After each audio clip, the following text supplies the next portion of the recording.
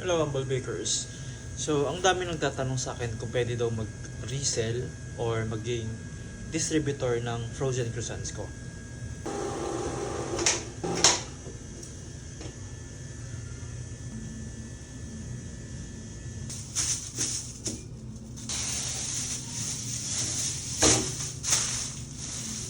Everyone are welcome naman to try our frozen croissants.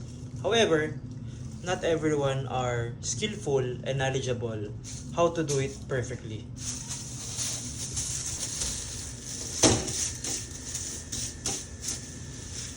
My premium croissants are useless if yung client ko o yung baker na nag-order doesn't have the proper skills or knowledge how to dough, proof, bake. And troubleshooting is important also. Okay?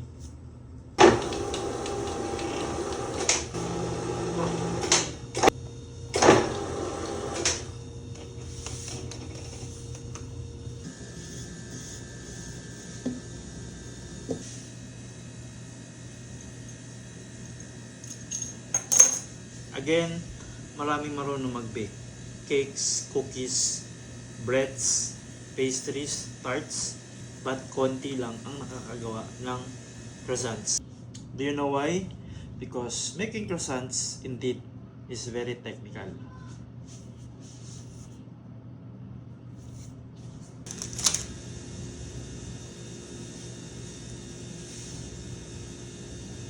Marami na nag-order sa akin ng mga frozen croissants. However, out of 100, bilang ko lang sa daliri ko yung maganda yung results. Ganon siya ka-technical. Even bakers, may knowledge na sa pagbe-bake, hobbies, or mahilig sa croissants. More than 100 na yung nag-order sa akin.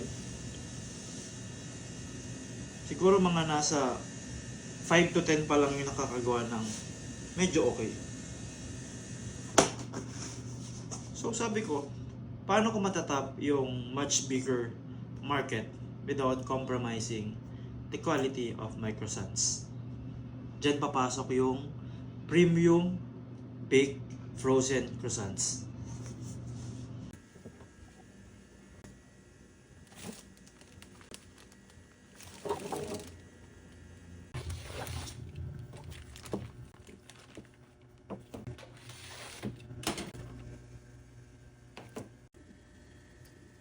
Reheat mo lang for a couple of minutes. That's it.